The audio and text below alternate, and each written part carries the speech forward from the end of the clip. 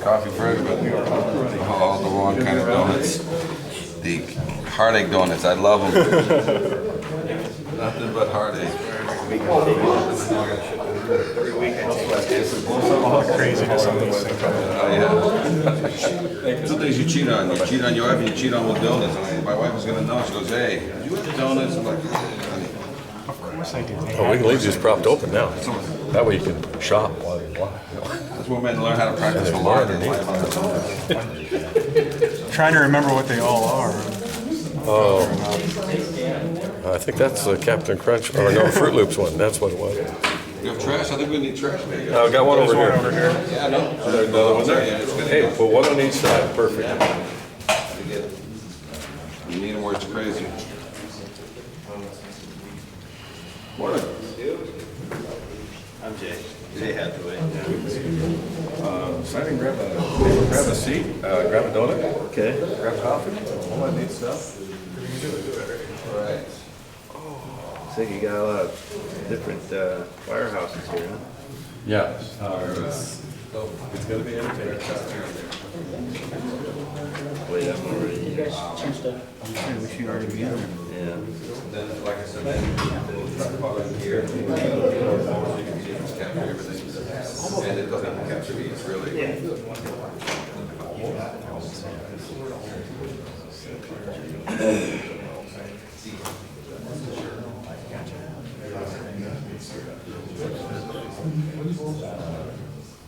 That's their program. Oh, is it?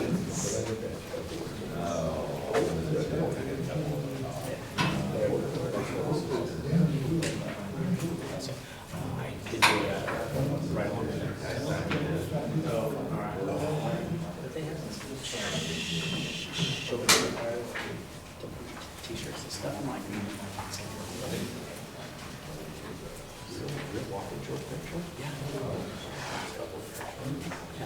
Do you want to have a 10 to 15 minute wait for more people to arrive, or you want to start it? Let's get going. Gentlemen, I'd say ladies, but there aren't any, so welcome.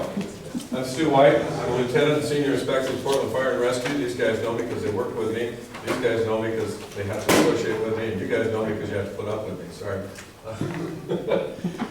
We're here today to talk about fire escapes. Feel free to pick on myself. Feel free to pick on Cisco Genesis, because Cisco has probably got more stuff inside the shiny thing. His hair fell out because of all the stuff he stuffed in there. It had nothing to do with those chemicals he was using for years. But he's been all over the country. He lives and breathes these lovely little devices that we deal with. And he's got a whole mess of information in here. Feel free to pick on him. Pull out what information you can from our heads. Use what you can. Our policy is in front of you. You got copies of it. If you didn't pick up a copy of that, they're by the front door. We got coffee, we got donuts. We're going till 11:30 this morning. We're taking an hour-and-a-half lunch break, meeting back here at 1 o'clock for anybody who can. And then we're going to take a walk and take a look at some of these lovely exterior and metal structures that we have in Portland, some of which have been serviced, some of which have not been serviced, some of which have been serviced less than in a stellar fashion. So we've got the whole gamut, and we'll be playing with it. Several of the fire escapes that show up in Cisco's presentation are here. We've actually done this class. This is our third time now, I believe. Might be the fourth. I think we're going on 6, but you know, just counting. That's how long we've been at it. So we've been doing it. We keep beating on the thing. I've got an assistant fire marshal from my office who's supposed to be attending today as well. Feel free to make him feel guilty when he walks in. Oh yeah, late. But what the heck? The boss can't be here, but we got the second boss, so that's a good thing too.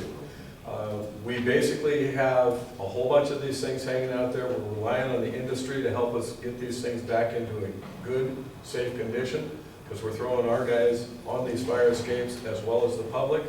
And with that, I'm going to turn it over to Cisco, who has some rather graphic representations of those. All right, well, Stu, before you go, just so you know, Stu and I have known each other since the very beginning when fire escapes were, either hurting or killing people out there. So just so you know, in 2016, we're putting out an award for the National Fire Escape Association for our model cities. And Stu is going to be receiving that award for the West Coast, that because of the many years he's put into it, We haven't picked the date yet when he's gonna receive it. It's gonna be in front of a lot of people like you, but of all the people that we've met on the West Coast, he's had the most effect to the point where your state is the first state to actually adopt a lot of the things that we talked about that nobody believed in. And so what you're seeing here as far as what's here, we actually talked about and pushed through, ran through, left behind, shoved, and it came through. So this is the first state that actually has a majority of the things that we're going to talk about again today already in. 49 states to go. So that's why he's going to be receiving the award for 2016. So if you want to give him a round of applause, it was his office. Allowed us to happen in these continued classes. So we've done. So thank you again, and feel free to ask. Yeah. One other introduction is Aaron Lucas is out of San Francisco. He works with Cisco, so you got to give him sympathy and empathy both. But he's here to help, and he's also one of our resources to draw on. Perfect, thank you. And so right now we have a mixed bag of people. Who has been already here to one of my classes before? Everybody raise your hand. Okay. Who has not ever been to one of my classes? Really much the rest of the people. So here's what we're going to be doing. What I'm representing to you today is basically 50 states worth of information. Every state, pretty much, you know, if fire escapes are 95% horse, the rest of it, the 5% is the unicorn. And that's all we're going to talk about today. So today, we don't really want to go deep into fire escape, you know, where they came from and why they came from. We really wanted to get into the nuts and bolts, rust, internal rust, load testing, and other evidence of strength. So today, we are going to put him on the hot seat and say, okay, is this other evidence of strength in lieu of a load test? So don't forget, there's always two options. Fire escapes must, the authority having jurisdiction can accept by a load test or other evidence of strength. So we're going to show that on all fire escapes, not just here, nationwide, there's two options for every fire escape. Okay? So with that being said, we have some documents. I'm going to go very quickly through this, and then I want to start drawing, and we're going to go into all the components of a fire escape. Okay? And then how this confidence test asks a question. There's 25 questions, specific questions about the fire escape that you would use if you are presenting other evidence of strength in lieu of a load test. Otherwise, what has been the norm, just so you know, in the entire U.S., no load testing, no other evidence of strength, but an opinion affidavit which simply states, to the best of my information, knowledge, and belief, the fire escape is in conformity with the Portland Code and ready for its intended use, not by me, but by the tenants and the firemen who are going to save them, and possibly crash, burn, and die to the ground. And almost as important as fire escapes is if you go through this door, the restrooms are on either side. Good point. And the restroom, plenty of coffee. I'll be the first one to check the evacuation route. So I'll move quickly. Now, this is supposed to be interactive because we're going to go very quickly into, you know, components and what we found and what we look for. We're actually going to talk about today also what is a typical inspection bag, what should you be doing. All right, so I'll show you what is supposed to be done. Now, there's several people here. There's inspectors who are trying to find enough cause for a violation, so we got to make your job easy to say, fire escapes must be structurally sound, must be kept painted. You find any of those two suspects, you've got enough, you can write your violation. You don't have to find the broken tread, the broken rail. That is the job of the, as it says right in the code, design professional or others acceptable to Portland Fire. We're going to cover that too today. The second ones we have is the engineers. We're going to tell them what is a typical inspection, what should you be doing, and what is the difference between a pass-fail, which gets this much money, and what is the difference between a repair report that gets this much money to watch the vendors who are in here. What is a repair? We're going to talk about that, because a spot repair versus a full repair, what we're going to show you is that with other evidence of strength, you can put off load testing for the next 15 to 25 years. So a lot of this stuff is like, what? Yeah, ask. I'll tell you what the other states are doing, what this state is doing that is different than the other states. So there's good things and bad things, but the job here is not for me to say, this is what it is. Your job is to challenge anything and everything I say. Don't challenge me on code though, because I'm not a code consultant. I'm here to tell you what the code says, what the interpretation is of 50 states, and then every now and then I really need to go back to somebody like Stu and say, Stu, what is your interpretation of it? Okay, so everything I'm going to say is not set in stone. The last thing I'm going to tell you is everything I'm about to tell you, you already know. You just didn't realize it was there, and you just need to have a common sense approach to it, because if you see the code in 4 or 5 different areas, it says the same thing. If this code didn't say it, but this code did, you can say, well, if this code is saying that, but this code says it better, this is what it meant. So we'll cover all that today, okay? But do stop me, don't let me just keep flying along. We've got 3 hours here, we'll take a short break in about an hour and a half. So that puts it down at 10 o'clock, right? So I can roll.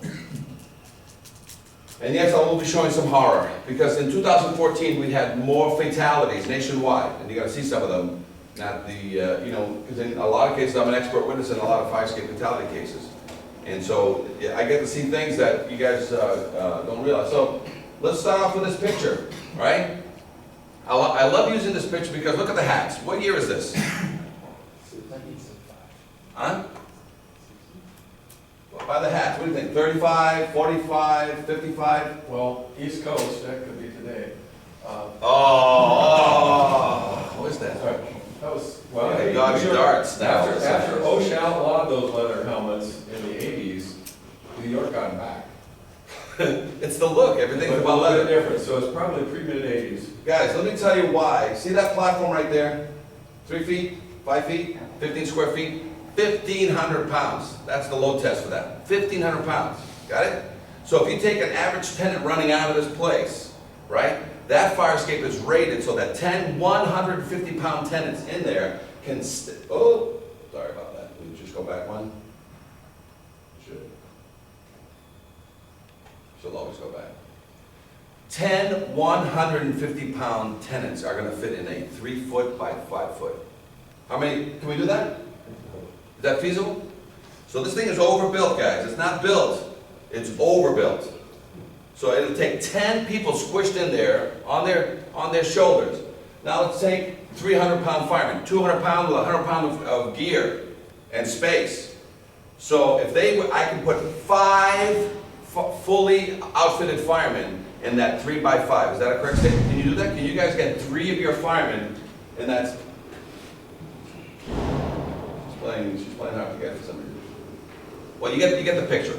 Can you put 5 of your firemen weighing 300 pounds apiece in that 3 by 5? Fully geared?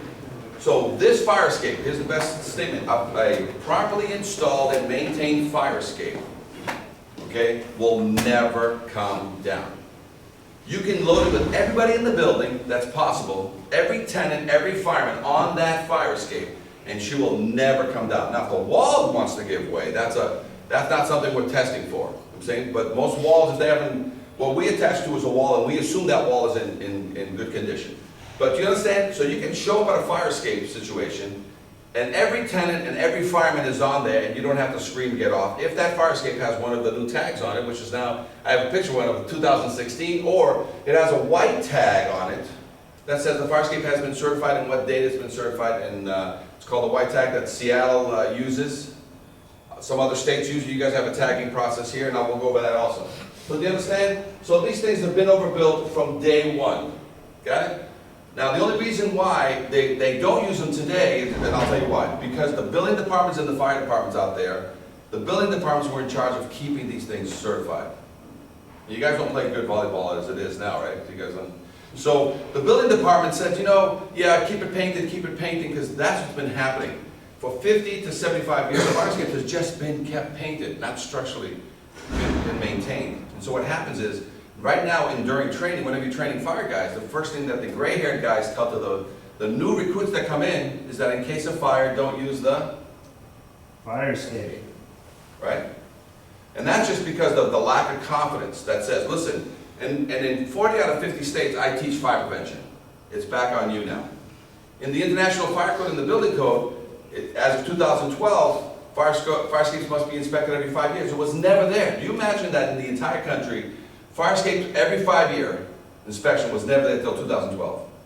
And now if you go to the IBC 2012, look for fire escape maintenance, you know what it says? See the IFC.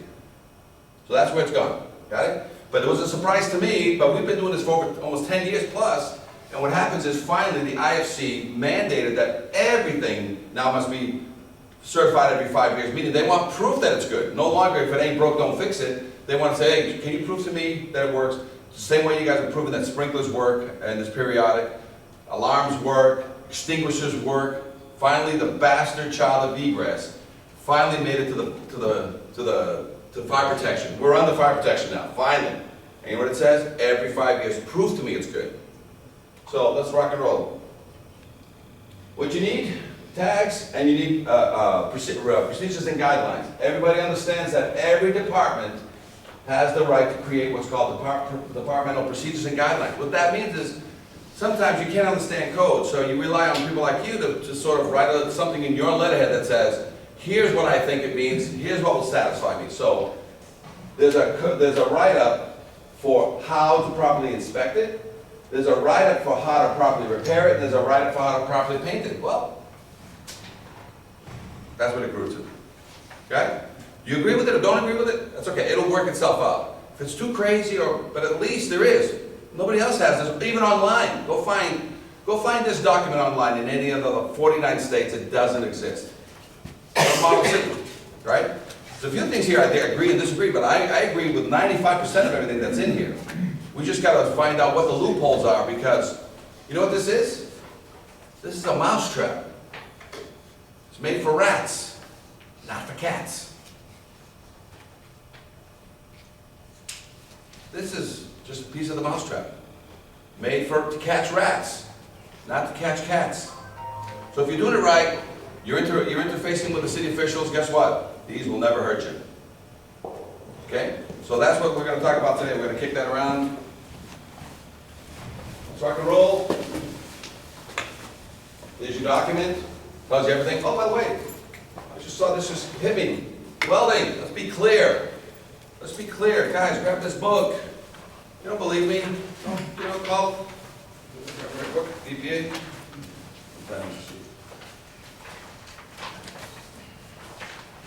EPA guidelines. I'm trying to see if I have it here. Which form? Here it is, right here. EPA in 2010, you know what they told everybody in the country? If you are working on any structure older than 78, if you're working, it has lead. And as a contractor, we want you to take a renovator's license class. Anybody here ever seen one or heard of the EPA renovator's class that you have to take as a contractor? There's one, and what that tells you is you go in for 8 hours and you're going to walk out with your EPA renovator's license. And you get to walk in a room like this and identify where all the lead is. You get to put plastic everywhere. You get to wear the white suits, the little masks, and the little plastic gloves, which the OSHA says, what the hell? So it's an 8-hour class of dealing with lead, and there's the booties you got to wear. You know the vacuumed room so that you can't have the HEPA vac. I mean, it goes on and on. But you know what you do? You can work inside. It also says you can work outside. So if I have a fire escape that's older than 1978, it's subject to EPA rules and guidelines. And you know what it says? Outside, it's a little bit less stringent than it is inside. I have to put some plastic on the ground out about 20 feet. My guys got to wear the white. We got to scrape a fire escape, no sandblasting, no power-assisted tools. And we have to capture all those chips, properly bag them, gooseneck them, and then suck all the air out of the bags and put them in a construction dumpster. That's called an EPA renovator's license. Now, if we want to de-lead a fire escape, oh, we're not allowed. We don't have the astronaut suits, the oxygen masks, the blood draws, and the negative vacuum that has to happen, and the power sandblasters. So whenever somebody's going to sandblast a fire escape, that's how, and it has to be a licensed abater. Renovator, abater. So just be aware that all fire escapes in the U.S. they use renovators. A lot of times the abatement process on a fire escape is so sky high in cost that you can replace the fire escape cheaper than you can sandblast it down to bare metal.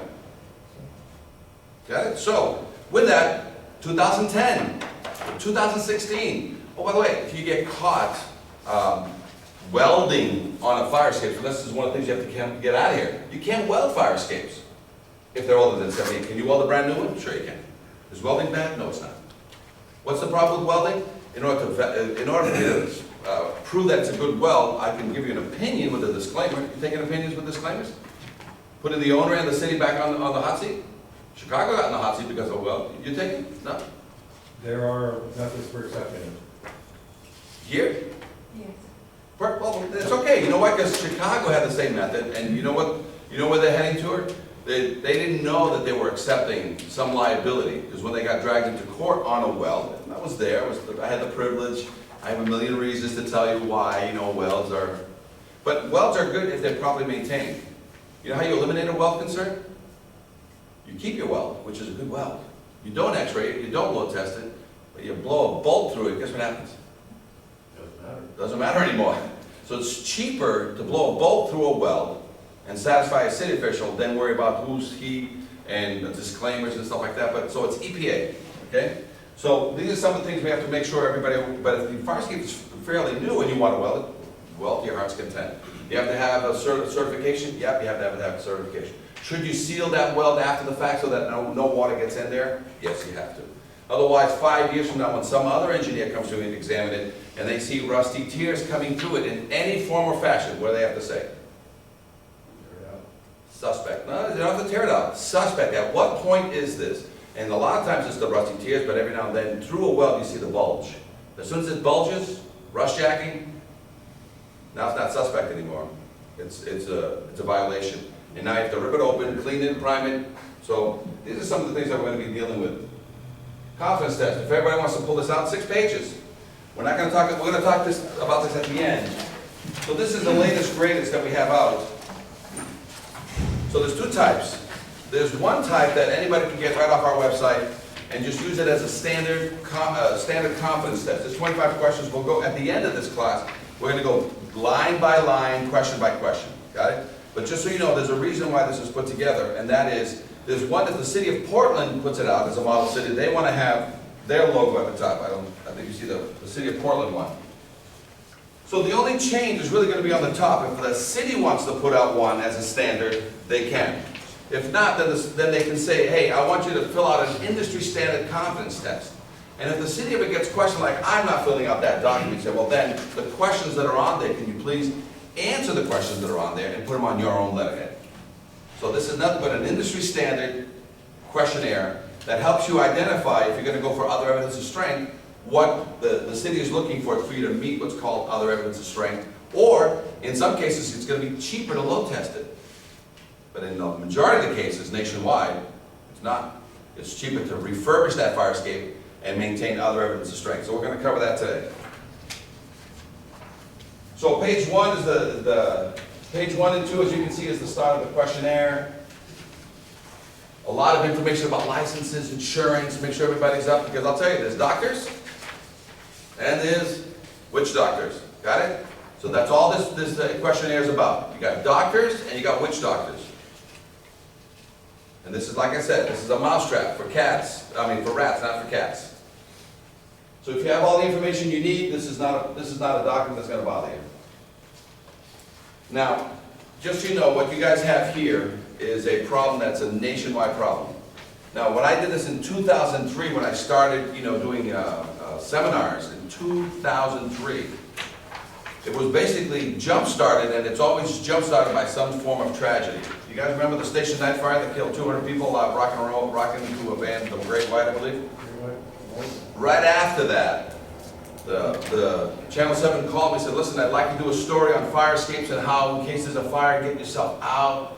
And then I says, do you know that I inspect fire escapes and that over 75%, more like 85, 90% of everything I look at does not pass inspection? Nationwide, not just here, everywhere. And from that, the average is 25 to 50% have life safety concerns immediately after my inspection. If not when I get there. She goes, I don't believe you. I said, great. Let's do this. I said, if you want to meet in the downtown district where the theater district is, and that's where you're going to get most of your older buildings. And I gave her a 15-minute class, told her what to look for the major things, not the minor things, the major things that you can see from the ground. And I said, now go inspect. She goes, show me some fire escapes. I said, no, pick any one you want. And so we just walked around throughout Boston, throughout Back Bay. We went around several times, and this is what, so instead of a 1-minute piece about, hey, save yourself a fire escape, she came up with this. And this was the launch of what we call the Fire Escape Seminar. The smoke, the flames, and the frightened faces, all in a firefighter's line of duty. But Chief William Hitchcock remembers the night it wasn't the fire that almost stopped him, but the fire escape that broke underneath him. The ram just came away from the building. And our investigation found across Massachusetts more unsafe fire escapes, rusty, deteriorating, crumbling, broken. And what state officials didn't know, the system they set up to keep fire escapes safe is also falling apart. The potential ramifications are disastrous. So let's look at this one. This expert ironworker is licensed to build, maintain, and inspect fire escapes. So that over here, My evil twin for brother. months, we examined dozens of them with alarming You got the results. hair. Looking at this today, would this pass inspection? No. In dormitories, at theaters, at homes, and apartment buildings. Rust is actually eating away the metal of the fire escape. Correct. And the bottom line, It'll get weak and then eventually it'll fall. This one Like my hair. has rotted connections. This one, missing bolts, twisted metal. would the stairs come down? No, never come down. This one, a broken tread. So how dangerous is it for the people inside this building?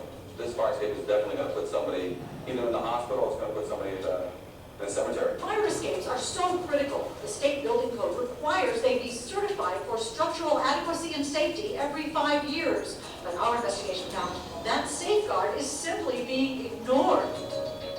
Here's proof. We chose fire escapes at random in Boston, Somerville, Cambridge, Without me. here in Quincy. She's went on her own We now. checked building department files But there's no fire escape certification. to see if building owners had submitted their mandatory inspection reports. There's no certification in this one either. Bottom line, not one we checked in Quincy had been certified as safe. And the Director of Inspectional Services admitted because of staffing shortages, the city has no idea how many other fire escape owners are breaking the rules. And as a result, do you know how many fire escapes in your city are safe or not? Well, I don't know. In Worcester, That's my one cousin. check was certified. Or more fire escapes, Did it fall through the cracks? Yeah.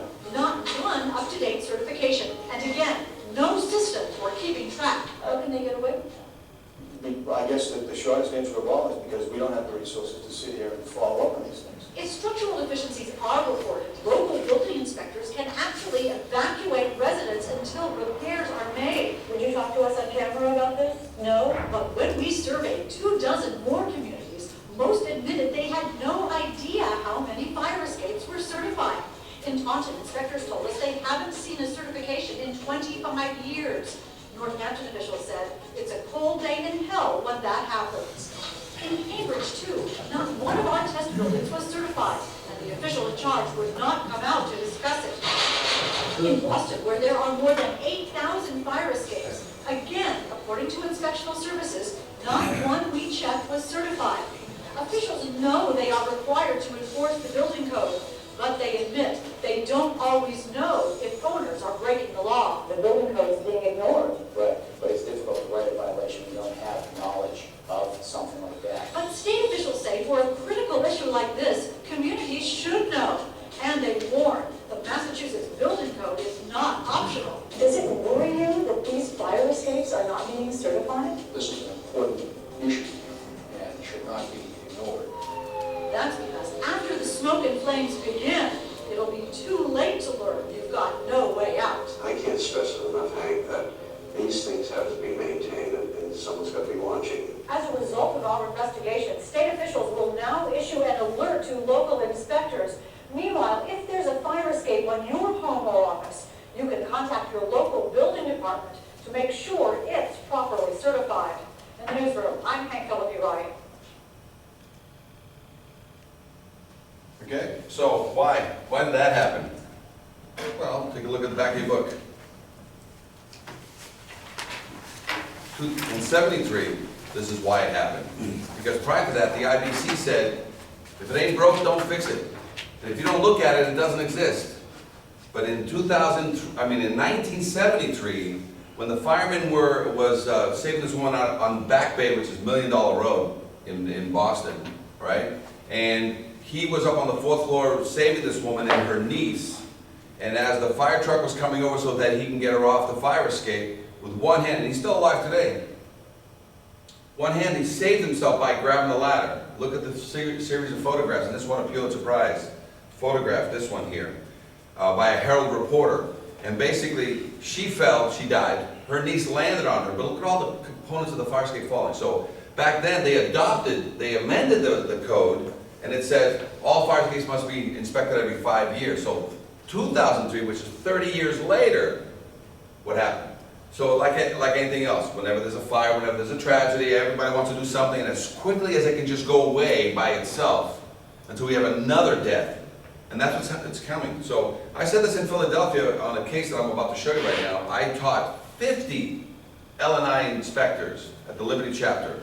Said, guys, Philadelphia, the worst fire escapes in the nation.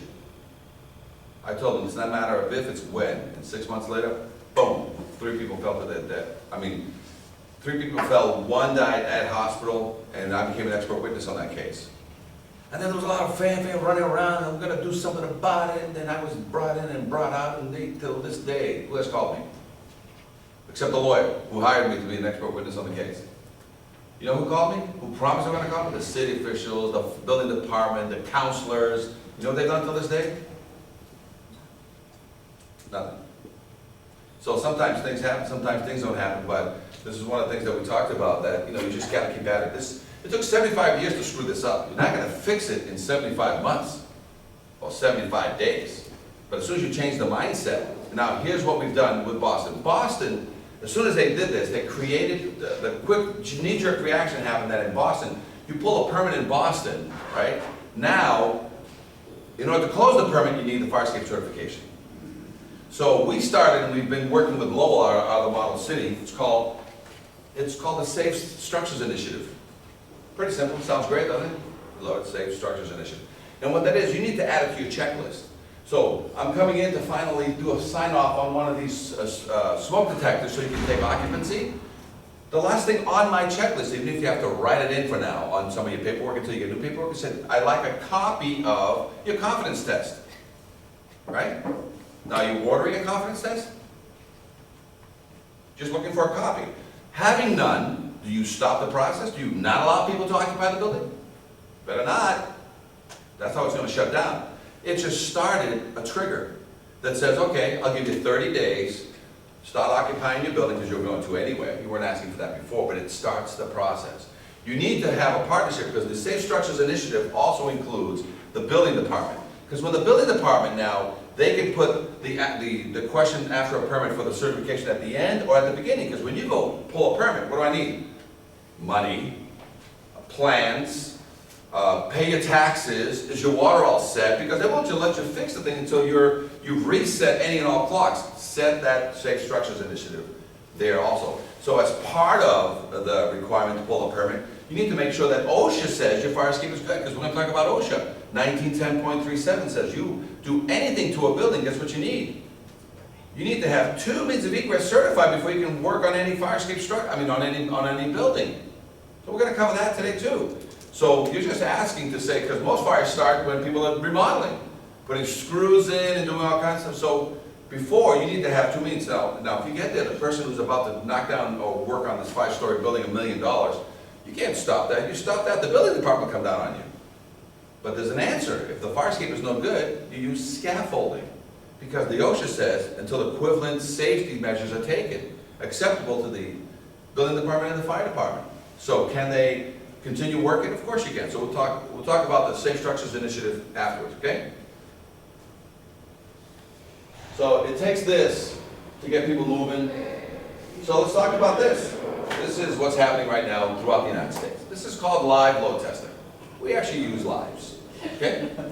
And in some cases, when these people aren't here, it's firemen doing something, getting your nose out there. We're going to teach you inspectors that from the ground and out poking your nose out the window, that's all you need to know. You have only 2 requirements to write a violation. Must be structurally sound, must be kept painted. You see any evidence of rust jacking, rusty tiers, jacking of any kind, that's all you need. You don't need, the professional is going to tell you just how extensive the damage is. You will never step out on a fire escape and take a peek. You'll be able to open a door and just very quickly, by looking at the treads and the quick glance, and that's what we teach, you have enough to say, I need a certificate on this. And hire a design professional, others acceptable to the building official. We'll cover that also, okay? So let me tell you some of the people that have died. These have had collapses. Even in Boston, Harvard, when they have the parades, there was a cast iron piece on one of these tops, and they were doing just that. And the cast iron piece let go of the top piece, and it came down like a javelin. And there was an entranceway to the big apartment complex below, and guess what happened? What happened, what happened, what happened? Missed them, yeah, you're right, they missed them. So it came down and it speared the ground next to somebody sitting there, but whew, they moved it, right? So, talking about, if you understand, New York City, when they had no AC, where'd everybody sleep? EMTs, sometimes they can't get people out the front, where do they get them out? Through the fire escapes. When all hell breaks loose, and even though you've been told don't use the fire escape, what are firemen going to use? And this is an example of what happens to us, even in our industry. One of my guys in Chicago, his dad, 57 years old, fell 7 stories to his death doing that. It's a deck of cards.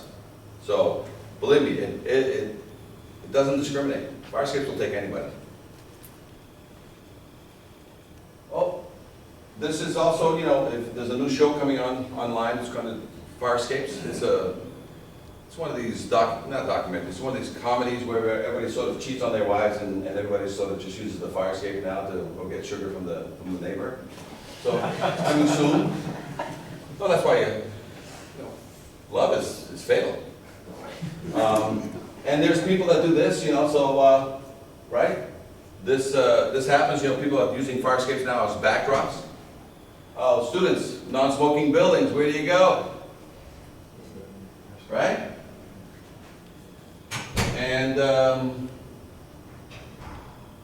And candles, they burn a lot of candles up. You know, if you have your mixed fruit. But right now, firefighters are taking out the ladders and rolling up the hoses. But earlier in the night, when they pulled up, there were flames coming out of the side of the building. Firefighters say it was one of the scarier moments because when you pull up to a building and you see children and mothers hanging out outside of the fire escape, smoke swirling around them, they said that's scary, scary stuff. They got up there, they got the ladders up, and they said nobody got hurt. The fire escape, there was 3 or 4 people hanging off the fire escape. They couldn't get off.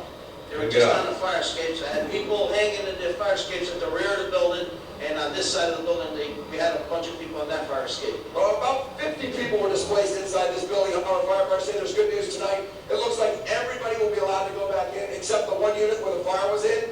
They said that's good luck to them tonight. I'm Bob Wilson, on the scene of Bridgeport, News 8. I went back 6 months later to inspect all those fire escapes. Every one of them failed. And 6 months later after that, how many were fixed? None. So, but did you see that, the picture of the child? How many of you have taught your child how to go down a ladder? You know what I'm saying? And hang there 12 feet off the ground because the ladder didn't come down. Got it? So, and do you hear what he said? 50 people, and they couldn't get off the ladder. They couldn't get off the fire escape. So was this a fire mission or a rescue mission right off the bat? Most fires need how much time to kill everybody? 3 to 5 minutes? Because it's not the fire that kills you, it's the what? Smoke. And so here we have a firefighter, a reporter that's like, oh, it was lucky today. You know, because fire escapes are for one reason only, for people to self-evacuate. We don't need you. We get out. When you show up, the fire escape is there for you to do what? Get in the building and fight the fire. Using what? Your beautiful ladders on the truck, or use the fire escape, which has a nice tag on it that says, real good. So if we can get the confidence up that says, you know it's good. Witnesses say it sounded like an incredible explosion when the fire escape of the Philadelphia apartment building suddenly collapsed and injured 3 people. NBC 10 cameras were there as a friend holds on to one of the victim's hands, who is apparently conscious as the victim is placed into an ambulance by medics. KYWTV reports a man who was critically injured and 2 women were rushed to local hospitals. Police believe the bolts of the fire escape appear to have been rusted and dislodged from the brick wall of the apartment building. The victims fell more than 30 feet to the ground, and now the incident is under investigation. Worth noting, the complex is more than 100 years old and even on Philadelphia's historic registry. Local reporters are all pointing out the city's licenses and inspections department hasn't filed any violations in the past when it comes to the old building. So sudden collapse came about 100-year-old building. Neighbors say They've the never filed any violations. May have been partying on the fire escape landing before the incident. For News 8, I'm Elizabeth Baker. Birthday party. It's a birthday party. Hey, 3 people. 2 girls survived with scars from here to here. Because as I'm doing my activity, you know, in there, the guy had put some autopsy photos, and I'm like, you know, I'm just looking for fire escape stuff, and all of a sudden I open that file and I go, oh. Guys, I happen to be there Fire escape engineers and after this happened. over here in Philadelphia. All right. Some of these. This is not part of my investigation, I just happened to be there when this occurred, a day or two later. This piece here, which this is the back, used to be up against the building. These two brackets here, used to be going to that fifth floor up there, where you now see the two blowouts. The blowout on the left and the blowout on the right. And it used to be attached there. And then this staircase, which is here, it went to that platform up there. And that platform up there also had a bracket which is now laying inside the floor below. So they either were going up to that upper floor or they were on this fire escape. And as soon as they let go on this side or up above, which looks like it's all blown out. As soon as they let go there, Through both. it basically tore away and fell down, or the bracket that holds one of the legs, one of these legs is sitting on a bracket like this, and it's up there, you can see it on the floor below there. See? Got it? So, and by the way, tenants, could have been me inspecting that thing, right? Could have fallen with me and 1, 2, or 3 guys. But again, you have a visual, a pre-load test evaluation would have kept me off of that, right? But had they load tested this fire escape, would that have given way with sandbags?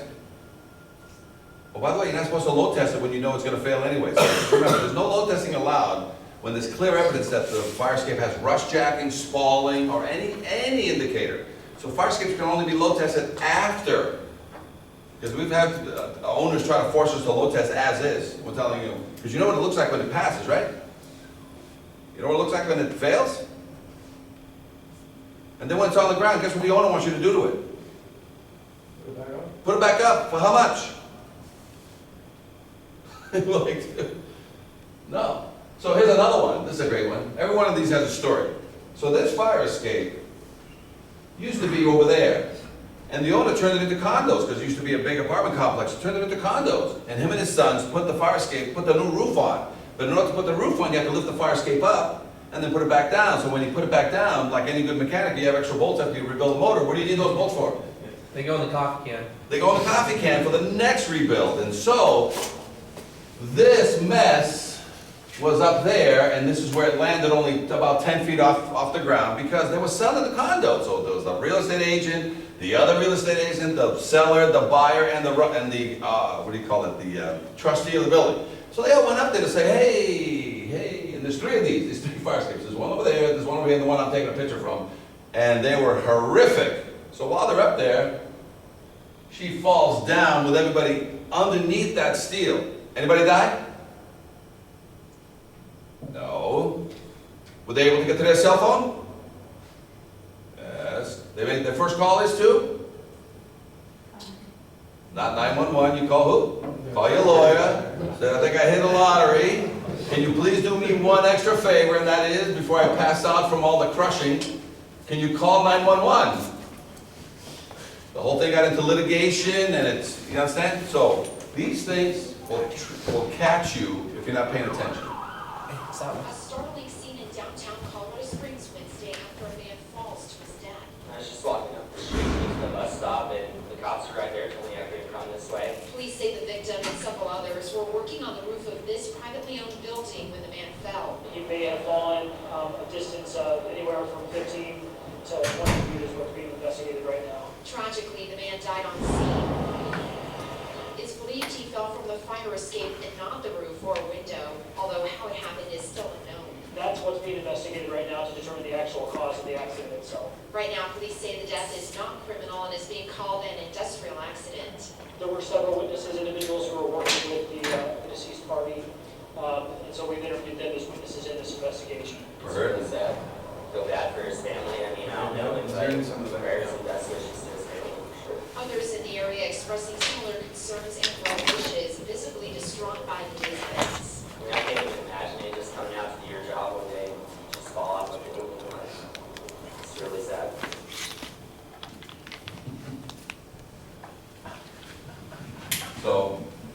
We need some more. Keep them coming, huh? Guys, what this failure was, I was actually called by OSHA on that particular fire escape. What happened was, it's a cantilevered, they were working on the roof, and instead of having a cherry picker or something there, what did they use the fire escape for? Part of their staging, part of their prep, so they're going up and down. The cantilever didn't want to work for some reason, and it's the cantilever that doesn't have the weight on the back, it has the weight on the nose, and it has a cable on the nose, okay? By the way, OSHA doesn't let you build those anymore. So if you try to build a new fire escape and you want to put a nose weight on it, they won't let you. Because they're guillotines, they're hammers. Huh? No, those are all good. Perfect, thank you. So what happened there, guys, this is exactly the case. Fire escape like this, the fire escape came out.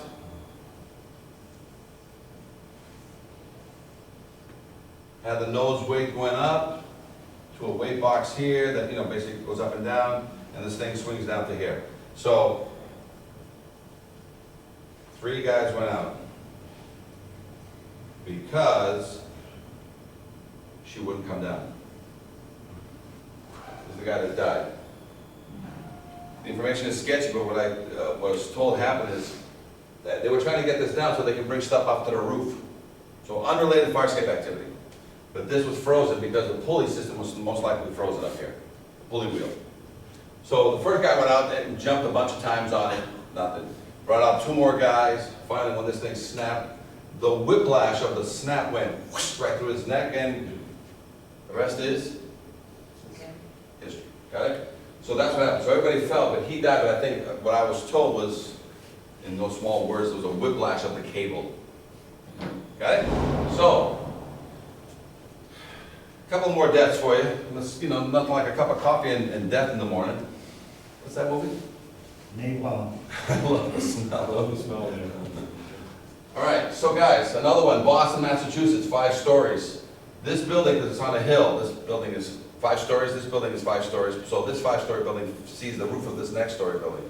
Brand new deck on this one, and my fire escape from a young kid, you know, 28 years old, and his girlfriend, goes out my window, but goes onto their deck, and they have a beautiful deck out there. So what would you do at, you know, 2, 3 in the morning after you come back from clubbing? You're a hipster. What do? You go out there and you go and, you know, enjoy the neighbor's deck. It's your own private deck, right? So all of a sudden now, see that railing that's missing there? What happens? The phone rings, and you have to go back. So the guy goes, listen, I know how to get back, because, you know, they've been. And so as they're heading back, instead of, he goes back to answer the phone, and they still have phones in the house. Remember those things they used to have in the house? She goes back and she misses the whole thing, and she, boom, 5 stories, she's dead. Okay? Why? Missing pieces of a fire escape. So why do you need catwalks on roof? During smoke and craziness, all fire escapes must be complete to grade. So you land on a roof, until you get them to a public way, you control them with a fire escape system from the top to the bottom and out to a public way. They're locked in a fence yard, you gotta tell them you can't have a locked fence. So if you go over any roofs, there has to be a catwalk system, there has to be railing systems protecting people from doing stupid things, because it will cost you your life. Got it? This is me in Iowa, another case I was involved in Iowa. 3 students went up to that up there to watch the fireworks on July 4th. And they had just recently fixed the fire escape, and see right there, that bracket right there used to be right there. But because when they fixed the siding and the stuff, and the thing had a through bolt, the guy said, let me put back a lag bolt where there used to be a through bolt. So what do you think happens? Oh, by the way, the hole is a 1/2 inch round, and the lag bolt is 1/2 inch, so guess what are we getting there? So 3 kids get up there, and they basically look at the boom boom of the fireworks, then all of a sudden it goes boom, boom, boom. Oh, sorry. Got it, guys? So, there's a new show coming on, it's called Fire Escape CSI. And, you know, we basically investigate fire escape incidents. So here's another one. Now, we're in the middle of a cornfield somewhere in Iowa, because they were supposed to keep the evidence, you know, locked up safely. So they took this fire escape and threw it in a cornfield, like 8 blocks away, And we just happened to go look at the piece because it was a lawsuit, so here we are, lawyers and officials are in there. And what did we find?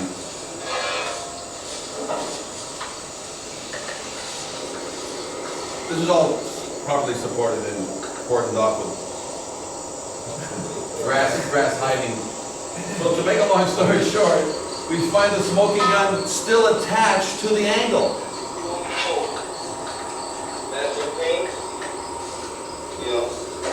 There's that should have been a through bolt. This might be down here. Got it? This was at the staircase, that one on the roof, and this was the little leg. I don't know where this comes from yet, but we'll keep looking. It'll look like Firescape CSI, it's coming out this fall. Keep an eye out for it. It's a reality program. But most of the people that play in the show actually don't live till the next season. There's always there's gotta be some hardship there. So they put it back. Not only did they put it back and through bolted back into the building, they were so insecure about it, they put a leg to the ground on it. And that leg went right to the roof. On pressure treated sleeper? Or right on the shingles? Right on the shingles, why not? And that little piece of thing, I said, I don't know what this corner piece is, right there. There was holes there for you to, attach that back in. So I was able to go there when we went back and reinvestigated. I was able to pick up the lower part, walk it over 2 feet, and walk it back and drop, because they added legs here onto pressure treated sleepers? Or right into the shingles? That's for ease of cleaning the roof. The rain. Replacing the shingles, when they go bad, you gotta change it up. So, so let me take a small little break here. Let's not a coffee break, but a break. Questions so far? Because I'm about to tell you who can inspect fire escapes. You guys see? And we've got a few more. We got 1 or 2 more fatalities. Detail in 5 minutes. Engine 1 in the air, 5 minutes. Any questions so far? Because like I said, a lot of the stuff you already know. Okay? You already know this stuff. You just didn't know you knew it. And we're going to get into the nitty-gritty stuff. Got it? All right. Who can inspect fire escapes? Let me tell you. The people that can inspect fire escapes, and it's right on the code. I'm going to show you where it says in the code. The code states that design professionals may inspect a fire escape. So, does that include design professionals registered in the state? There's a list. So, are engineers there?